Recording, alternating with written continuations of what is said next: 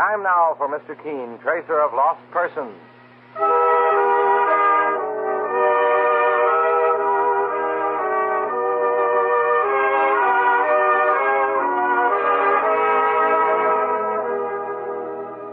Ladies and gentlemen, Anison and Colinos present Mr. Keene, tracer of lost persons. One of the most famous characters of American fiction in one of radio's most thrilling dramas. Tonight and every Thursday at the same time, the famous old investigator takes from his file and brings to us one of his most celebrated missing persons cases. Tonight's case is entitled The Broken Window Murder Case.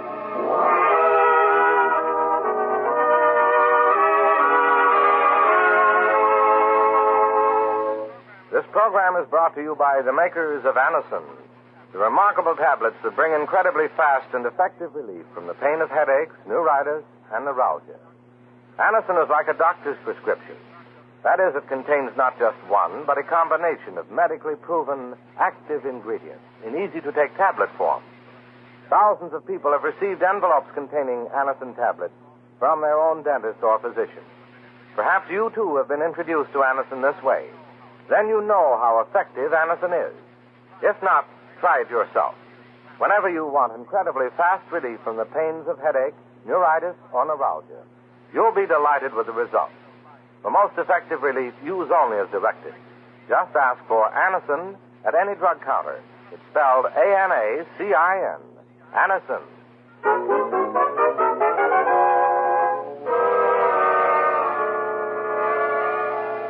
Now for Mr. Keene and the Broken Window Murder Case.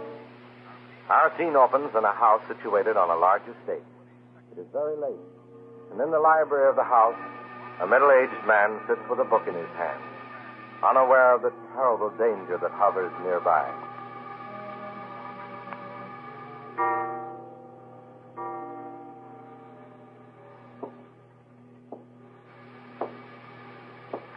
Who's there? Who? What are you doing in my house? How dare you come in here? You know very well that... Put that knife down. Put it down, do you hear? You stabbed me. Oh.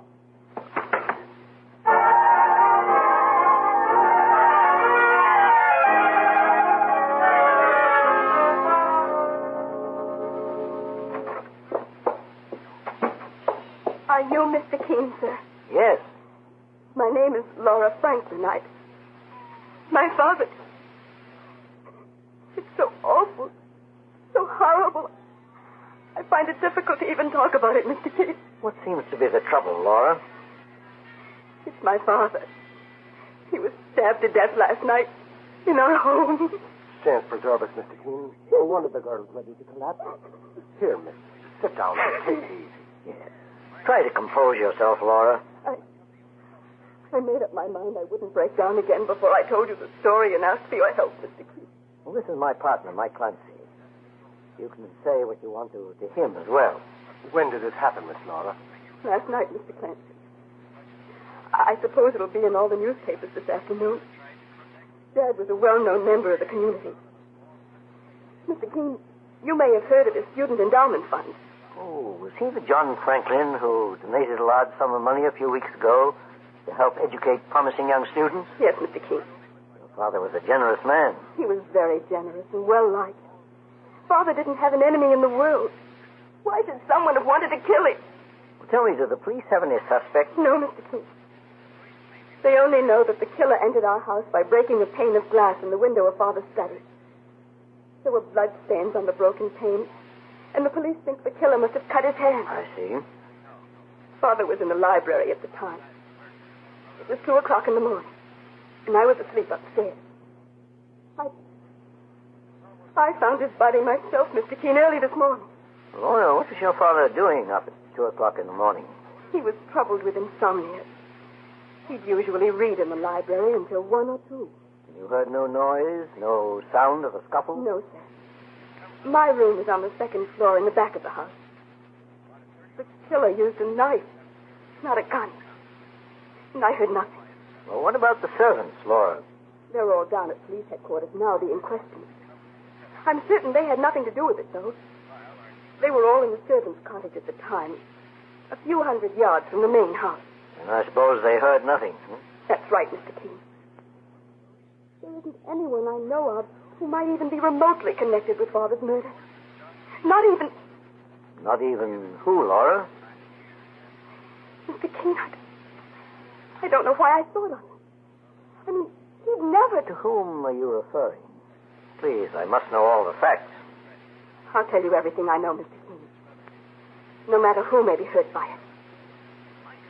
The man I referred to just now is named George Haycraft. He was a suitor of mine before I met Charles. Charles? And who is he? Charles Meade. We fell in love several months ago, and we planned to get married. With Dad's consent, of course. And what about the other man, George Haycraft?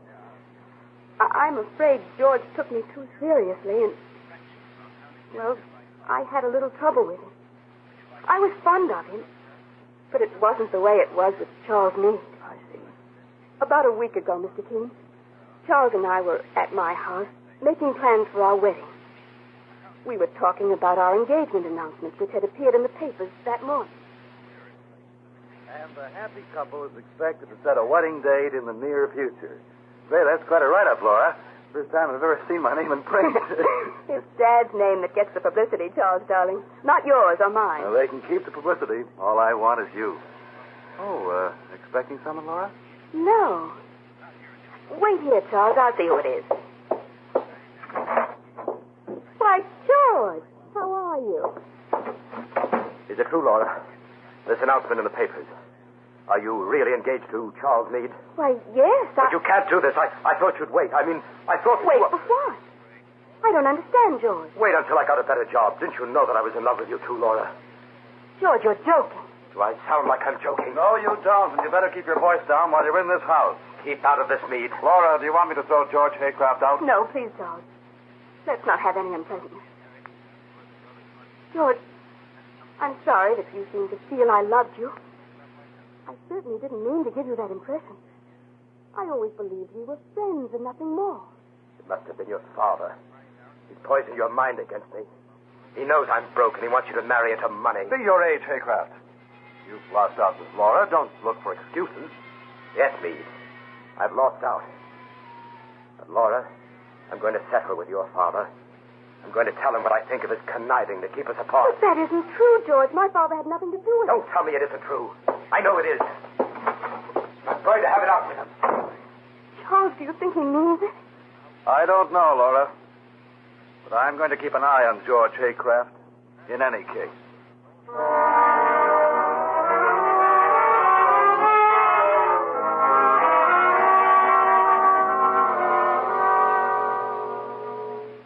But, Mr. King, the next morning, George Haycraft called me up and apologized for talking that way about my father. And what did he say, Laura? He said the news of my engagement to Charles upset him so he didn't know what he was saying at the time. And he promised never to see me or Father again. Because he apologized, you didn't connect him at first with your father's murder? That's right, Mr. King. Although now I can see how important it could actually be. Well, sure, and this fellow, George Haycraft, practically threatened your father, miss. Mike is right, Laura. Where can he be reached?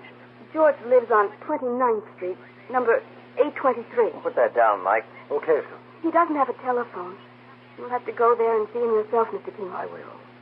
But first, I want to look at the scene of the crime. Now, where is your home, Laura? Near Forest Hill. And we'll drive out there immediately. Mr. King, I can't tell you how grateful I am for your help. Now that Father's gone, I have no one close to me anymore, except my fiancé, Charles.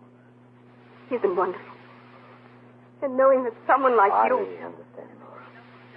I intend to do everything I can to solve the mystery of your father's murder. I must warn you, it won't be easy. You may be in some danger yourself. Mr. King, you think that I have an enemy, too? Very possible. In a murder case, Laura, everyone involved has an enemy.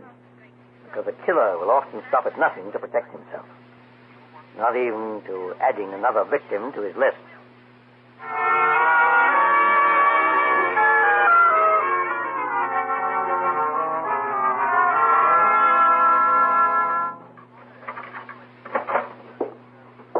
right in, Mr. Keene and Mr. Clancy. Thank you, Laura.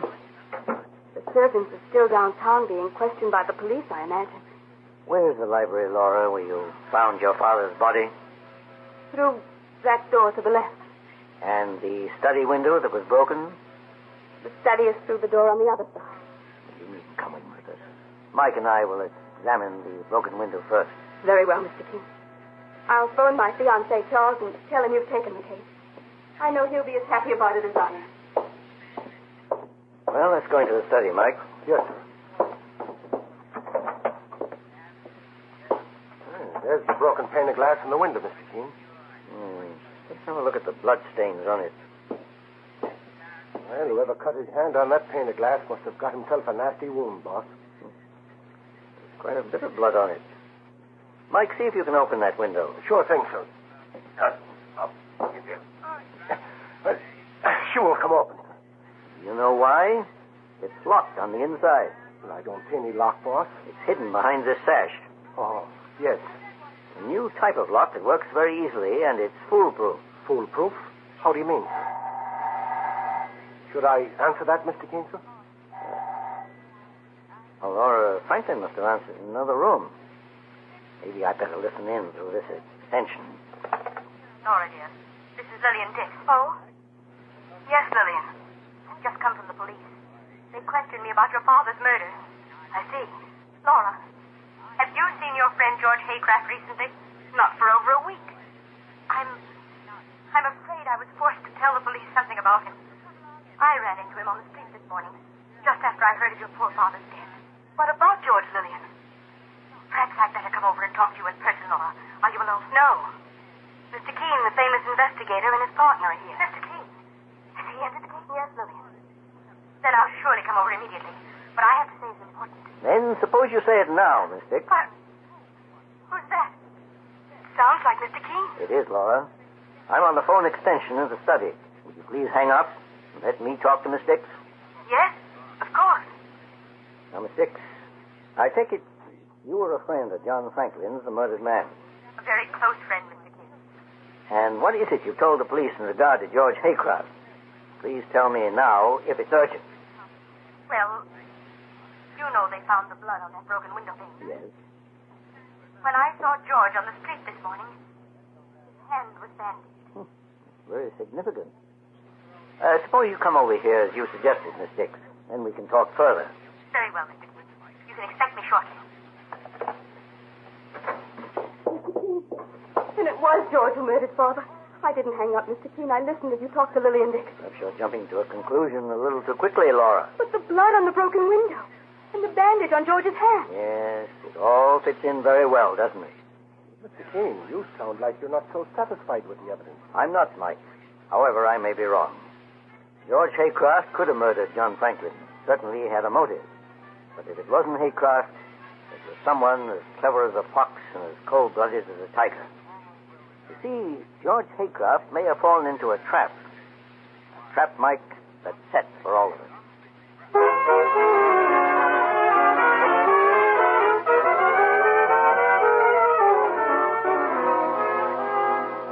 In just a moment, we'll return to Mr. Keene and the broken window murder case. Meanwhile, stop tooth decay and unpleasing breath. Yes, stop tooth decay and unpleasing breath that breeds between the teeth. Use Colonos toothpaste with dental floss action. Your dentist will tell you, brush your teeth after meals to stop decay. Clean those cracks and crevices deep between your teeth to guard against unpleasing breath. Now, Colonos gives you dental floss action. That is, sends thousands of active cleansing bubbles to help dislodge bits of food that can cause unpleasing breath. What's more, foamy, refreshing Colonos brightens teeth by removing ordinary yellow surface stains. Help stop tooth decay. Get Colonos toothpaste with dental floss action today. Now back to Mr. Keene and the broken window murder case. Mr. Keene, the great investigator, and his partner, Mike Clancy, are investigating the murder of John Franklin, a wealthy philanthropist who was stabbed to death in his home. One of the important clues in the case is a broken window pane which is stained with blood. A clue which places a young man named George Haycraft high on the list of suspects. Now, Mr. Keene and Mike continue their investigation in Franklin's house. And Mr. Keene is saying to Laura, the victim's daughter, Tell me, Laura, how close a friend of your father was Lillian Dix, the woman who just phoned? In my opinion, Mr. Keene, Lillian hoped to marry Father. Although she denied it to me when I accused her. Accused her? Of what? Of fortune hunting. Oh, you think she wanted to marry your father for his money? Yes, Mr. Keene. Frankly, Lillian Dix and I never got along. I was against her seeing my father, and she knew it. She's only 32, and Dad was 50. Why would a woman want to marry a widower so much older than herself? Especially a woman as beautiful and popular with men as Lillian Dix is. Perhaps we'll have an answer to that question when she gets here. Meanwhile, Laura, I'd like you to show my partner, Mike Clancy, around the grounds. You want me to search outside, Mr. Keene, for clues? Yes, Mike. I'm going to look through Mr. Franklin's correspondence and personal papers. If you'll come with me, I'll show you around, Mr. Clancy. Okay, miss. Mike, keep your eyes open for footprints. The ground is soft, and the killer may have left some mark. Sooner or later, they all make a mistake. And a murderer's mistake is a private investigator's windfall.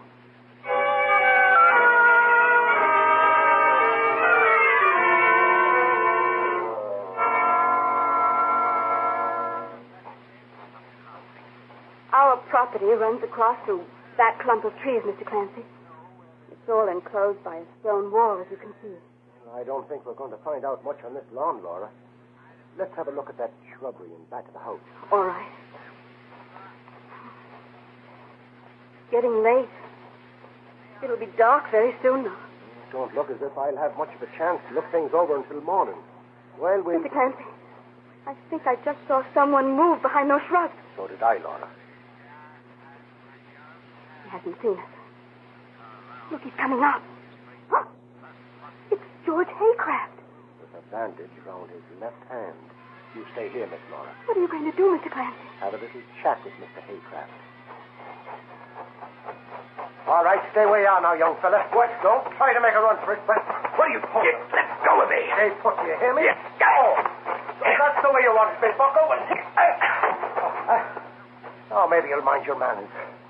We'll put these bracelets on you just to... What's this? It's a hole in the ground. Freshly dug, too. You chipped part of the turf away with your heel when you fell down, mister.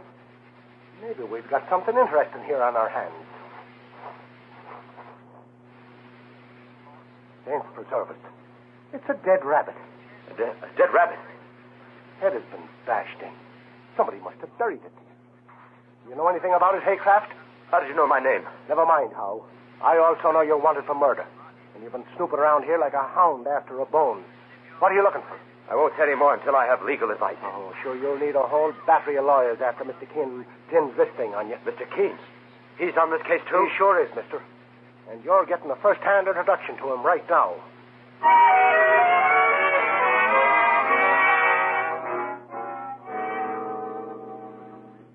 And I caught this fella, George Haycraft, snooping around outside the house, Mr. Keene. He put up a fight, and I had to knock him down. That's how I came across the dead rabbit buried there. Buried rabbit? Looks as though we have a very important clue, Mike. Well, Haycraft, do you have anything to say? I had nothing to do with John Franklin's murder. What were you doing outside his house just now? I was hoping to talk to Laura, his daughter. And why didn't you come into the house by the front door? Because I knew I was under suspicion of murder, Mr. Keene. I have a radio at home that can tune in on police wavelengths. And I heard them send out an alarm for me. I didn't cut my hand on that broken window, Mr. Keene. I cut it accidentally when I fell on some broken glass. Why did you want to see Laura Franklin? I had to tell her I wasn't responsible for her father's death. Where is Laura, Mr. Keene? I want to see her. She told me she didn't want to face you, Haycraft. She's up in her room. Mike, would you see who's at the door? Right, boss. Oh, who are you? That's just what I was going to ask you, mister. Step inside. Wait, I know who this gentleman is. You're Mr. Keene, aren't you, sir? Yes. This is Mike Clancy, my partner. I'm Charles Meade, Laura Franklin's fiancé. Laura called me and told me that you... Oh, I see you've gotten your hands on George Haycraft. I didn't kill John Franklin, and you know it, Meade. I don't know anything of the kind, Haycraft. All I know is that you've been driving Laura crazy with your jealous antics. It's about time someone put a stop to them. Mike, I want to go out and look at that rabbit you found buried. Where is it? Well, I'd better show you, boss. What do we do with George Haycraft here? Take him with us? No, he's handcuffed and harmless now. Perhaps Charles Meade will keep an eye on him. It'll be a pleasure, Mr. Keene. And Haycraft, I suggest you behave yourself while we're outside. What else can I do with these irons on my wrists? All right, Mike. Show me where that dead rabbit is.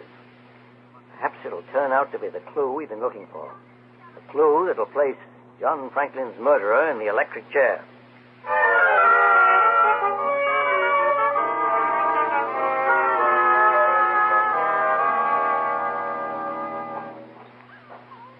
And the hole's over here, boss, behind these shrubs.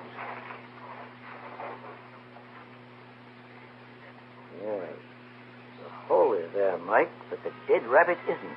Can't preserve it. It's gone, Mr. Keene. Mike, someone's coming across the lawn to the front of the house. I think that may be Lillian Dix. Just a second, miss. What? You want me? Yes. My name is Keene. Oh, Mr. Keene. For a moment I was frightened. It's getting rather dark. How long have you been out here? Why, I just arrived. I parked my car on the other side of the house. I'm Lillian Dix. Miss Dix, I've just been told that you and John Franklin, the murdered man, were on the verge of getting married. What about it? When was the ceremony to take place? Never. What do you mean, Miss Dix? John decided not to go through with the marriage. Anything you say may be used against you, Miss Dix. What does he mean by that, Mr. Keene? My partner means that the police can establish a motive should they suspect you of murdering John Franklin. Oh, no, they couldn't. I agreed with John. I thought it was wiser not to marry, too, because of Laura, his daughter. You mean she objected to your marrying her father? Not only that, Mr. Keene. There was something else. John never told me exactly, but I think it had a lot to do with Laura. Oh, Mr. Keene, look. There's a fight going on inside the house. They busted the window. You remain here, Miss Dix. Hurry, Mike, and stop that fight before it's too late.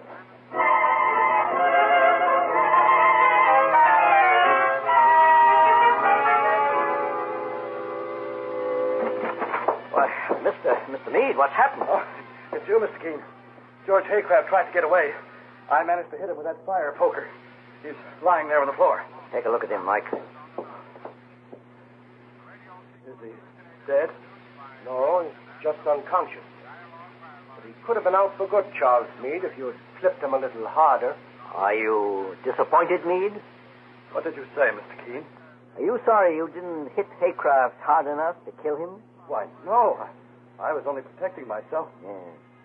You were protecting yourself. Mr. Keene, just what do you mean by that? I mean that you murdered John Franklin.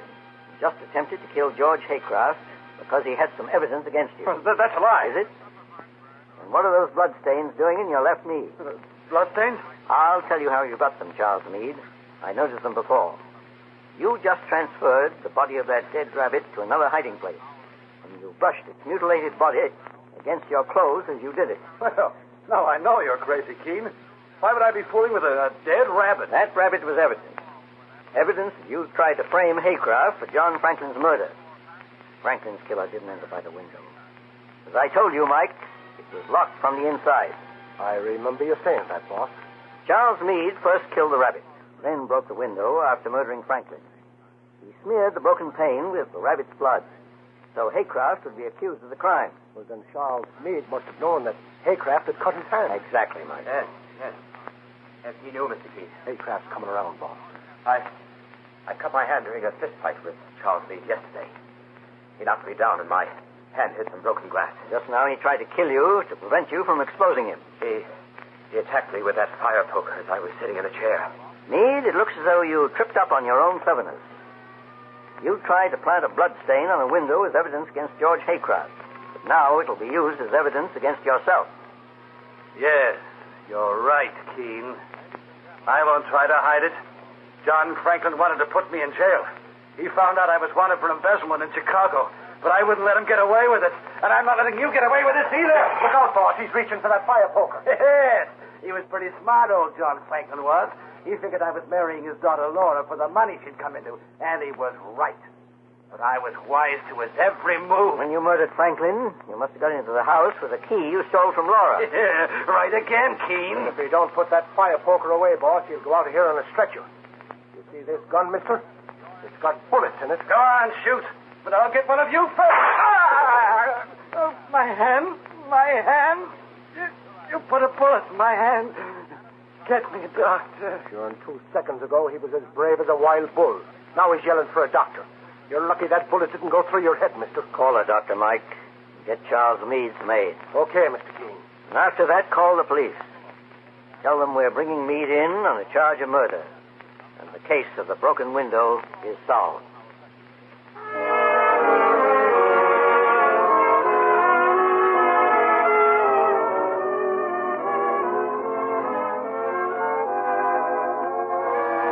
And so Mr. Keene finds the solution to the broken window murder case.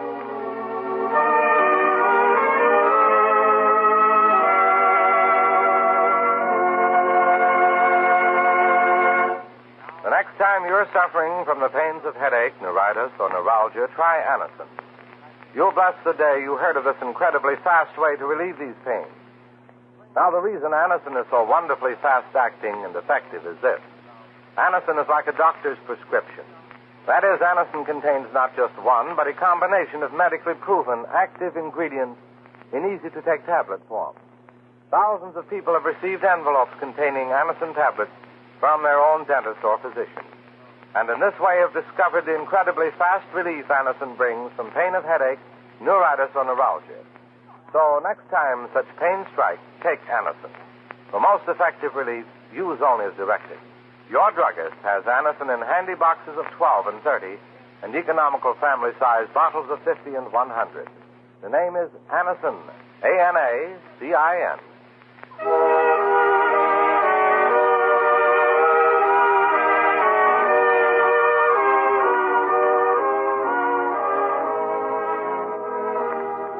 Mr. Keene, Tracer of Lost Persons, is based on the novel Mr. Keene. The radio sequel is originated and produced by Frank and Ann Hummert. Dialogue by Lawrence Clee. Directed by Richard Leonard. Leonard Kilpack plays Mr. Keene. It is on the air every Thursday at this time. Don't miss Mr. Keene next Thursday when the kindly old tracer turns to the quicksand murder case.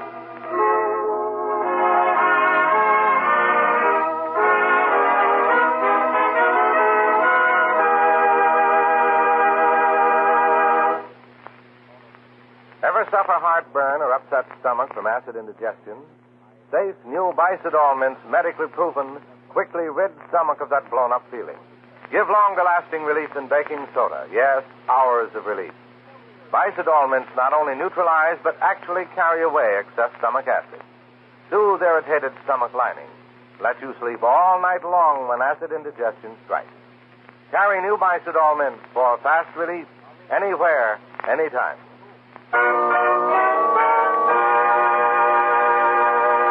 Mr. Keene, Tracer of Lost Persons, will be on the air next Thursday at this same time.